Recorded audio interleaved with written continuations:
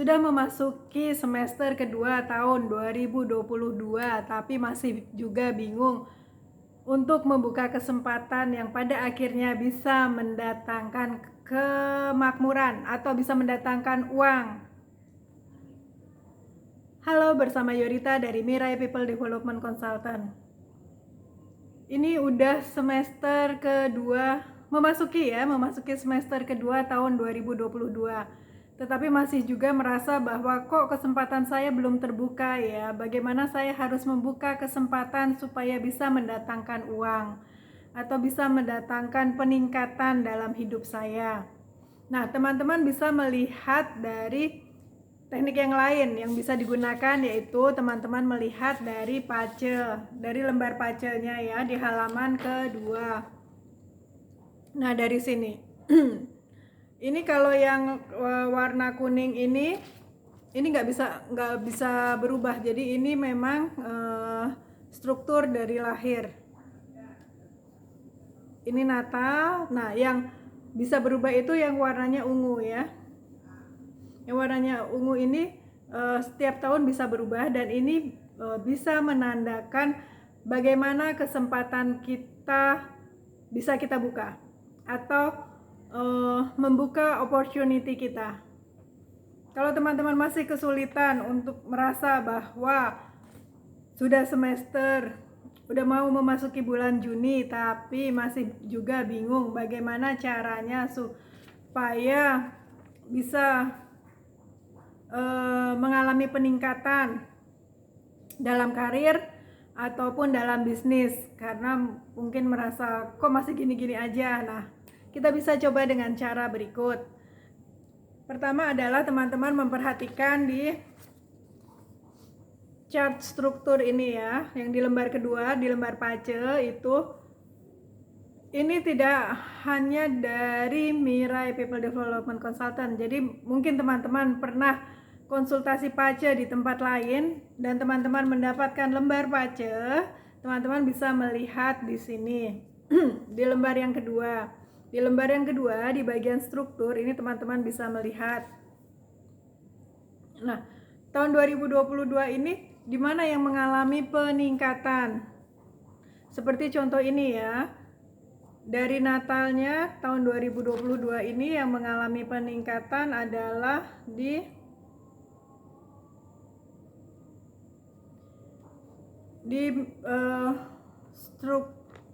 ini bisa ngelihat strukturnya di sini ya. Nah, yang kita ngambil contoh ini yang mengalami peningkatan adalah yang wealth ya, struktur wealth atau kemakmuran.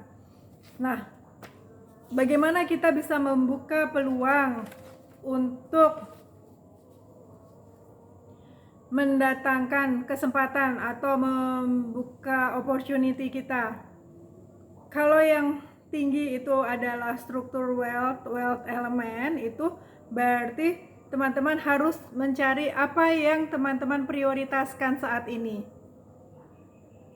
Jadi cari tahu dulu apa sih yang menjadi prioritas saya saat ini, dan belajar untuk mendelegasikan hal-hal yang dianggap tidak menjadi prioritas teman-teman.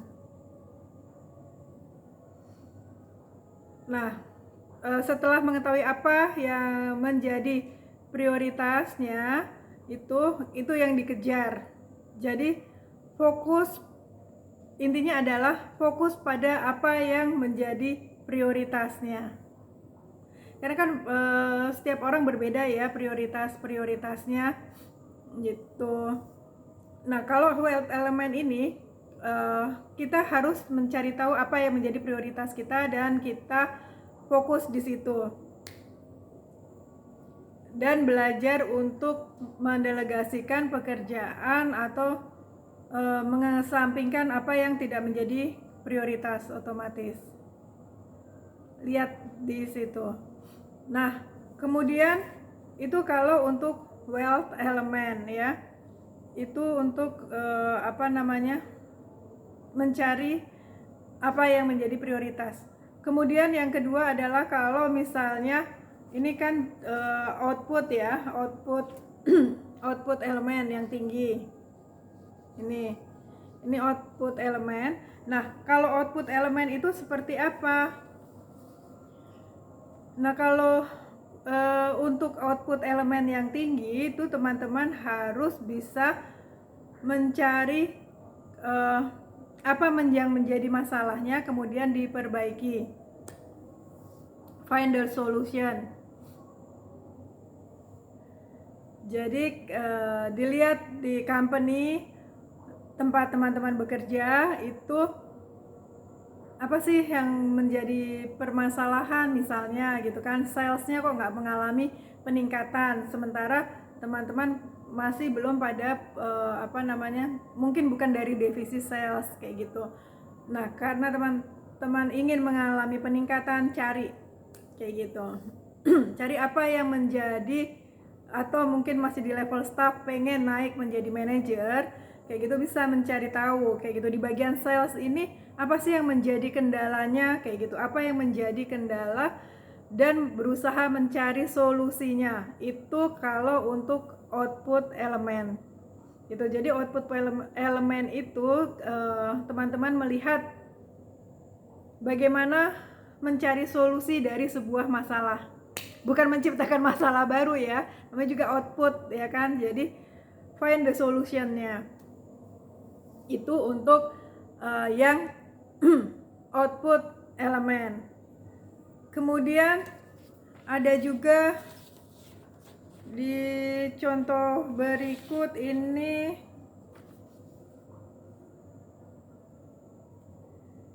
yang tinggi adalah resource ya. Ini ini contohnya. Nah, yang tinggi ini kan ada resource ya, nah kalau resource itu apa? Bagaimana bisa menciptakan kesempatan kalau kita di yang tinggi di bagian struktur itu adalah resource element. Nah, kalau resource element itu kita menjual ilmu apa yang sudah kita miliki. Misalnya teman-teman paham mengenai NFT, mengenai Bitcoin kayak gitu. Nah, itu teman-teman bisa, atau apa sih sekarang kan boomingnya NFT ya kayak gitu. Nah, kalau teman-teman paham mengenai hal itu, teman-teman bisa membuka kursus online kayak gitu, atau menawarkan jasa konsultasi mengenai, mungkin teman-teman paham untuk digital marketing, itu juga bisa teman-teman jual. Jadi dilihat di struktur tersebut yang tahun ini, jadi ngelihatnya yang warna ungu ya, yang warna ungu itu yang tinggi di mana. Nah, kalau posisi yang tinggi itu adalah di resources elemen, itu berarti teman-teman menjual ilmu yang sudah teman-teman kuasai. Itu. Jadi apa teman-teman mempunyai ilmu apa kayak gitu. Nah, kalau misalnya ngerasa tapi saya belum menguasai, ambil kursus lagi. Ambil kursus kayak gitu sampai ngerasa oh ya, saya sudah mantap, saya sudah berani. Yang penting berani dulu. Itu yang paling penting untuk bisa menjual ilmu yang kalian miliki. Kemauan dan keberanian itu paling penting. Kita nggak akan bisa berhasil kalau kita tidak mempunyai keberanian untuk mencoba. Saya juga awalnya untuk menjadi konsultan PACE ini juga saya memberanikan diri melalui teman-teman dekat dulu, teman-teman dekat cocok, ya kan? Dia ngerasa ada perbaikan dalam hidupnya, dia ngerasa bahwa apa yang solusi-solusi yang diberikan dari Mirai People Development Consultant itu membantu dia lebih mengenal dirinya. PACE itu kan lebih kepada untuk awareness ya, jadi kita lebih mengenal diri kita. Jadi PACE itu bukan untuk prediksi, tapi lebih kepada mencari solusi, lebih kepada untuk mengenal diri kita. Setelah kita mengenal diri kita dan kita mencari tahu solusinya, bagaimana saya bisa memperbaiki kekurangan-kekurangan saya dan saya meningkatkan kelebihan-kelebihan saya, atau saya memaksimalkan potensi-potensi yang saya miliki. That's pace. Jadi pace itu kadang-kadang orang salah mengerti mengenai pace, ya kan? Pace itu dipikirnya untuk prediksi. Jadi awal-awal saya membuat konsultasi pace ini juga banyak yang bertanya kapan gue kaya, kayak gitu kan? Kapan nih saya kaya? Bisa kan kamu melihat di sini kapan saya kayanya? Kaya itu kan bisa diciptakan ya, dan kayak ukuran kaya setiap orang kan juga berbeda, ya kan? Nah, yang lebih penting adalah bagaimana, pertanyaannya adalah kalau konsultasi ke konsultan pace, bagaimana saya bisa membuka kesempatan supaya saya bisa menghasilkan uang lebih banyak. Itu yang harus ditanyakan. Jadi bukan tanya kapan saya kaya, kayak gitu.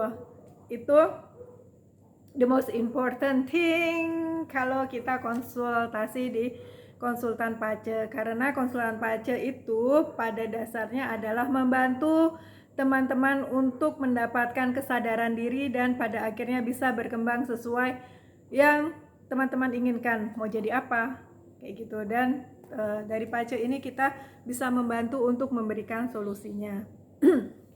Tadi udah disebutkan kalau 3 ya kan ada 5 struktur, tadi udah disebutkan 3, yaitu wealth element. Kalau wealth elemennya yang tinggi tahun ini, itu berarti teman-teman harus mencari apa yang menjadi prioritasnya, fokus di situ. Apa yang menjadi prioritas, ngerasa ada yang kurang, apa yang harus diperbaiki, fokus di situ. Kemudian kalau output elemen itu adalah find the solution.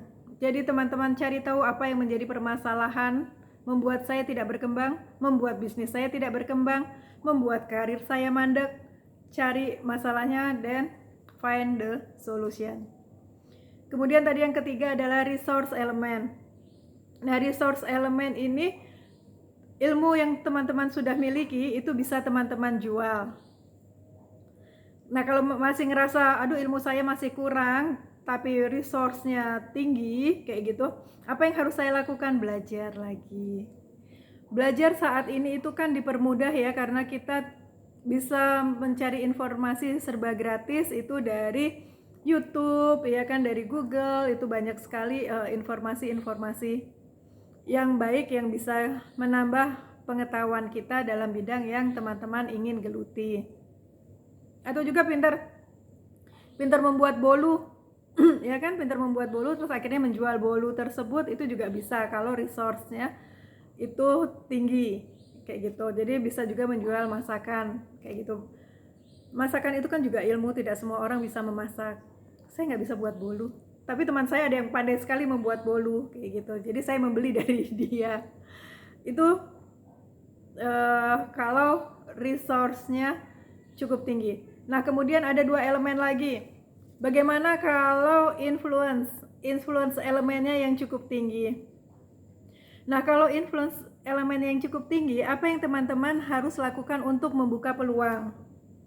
Nah, yang teman-teman harus lakukan untuk membuka peluang atau open the opportunity adalah memanfaatkan platform orang lain.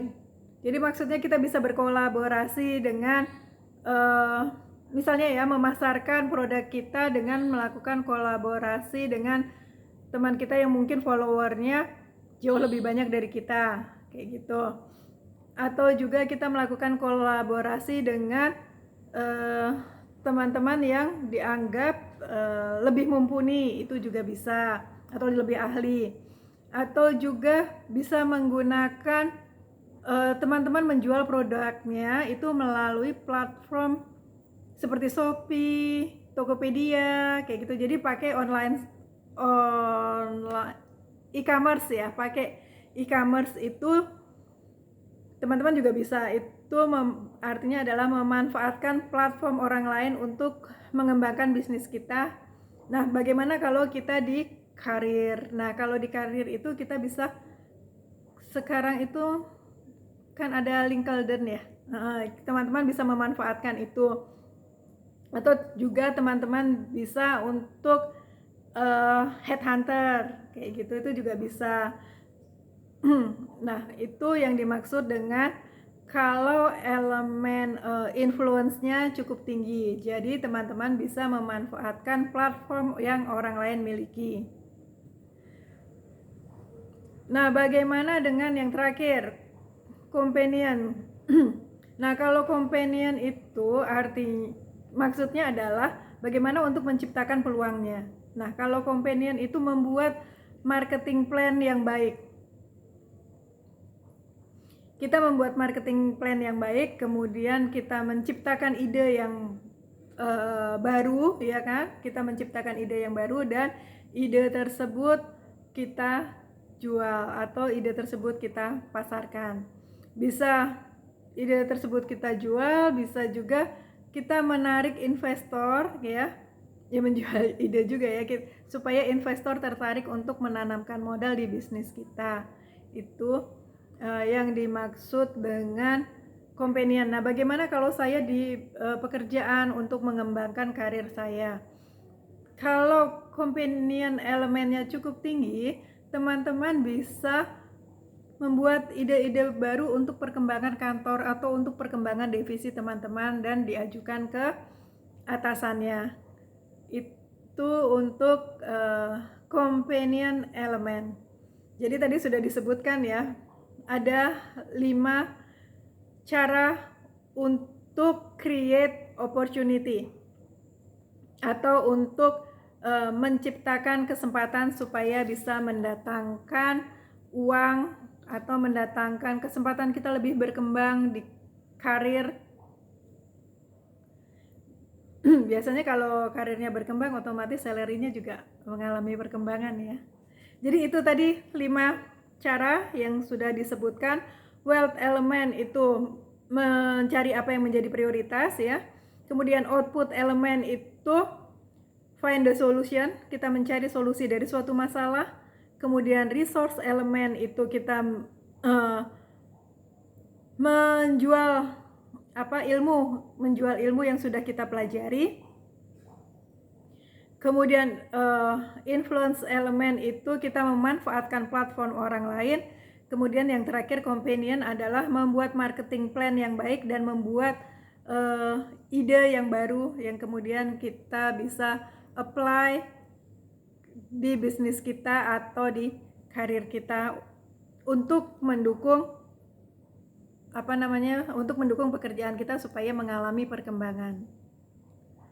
Semoga informasi tadi membantu teman-teman supaya di separuh 2022 ini bisa dijalankan dengan jauh lebih baik lagi.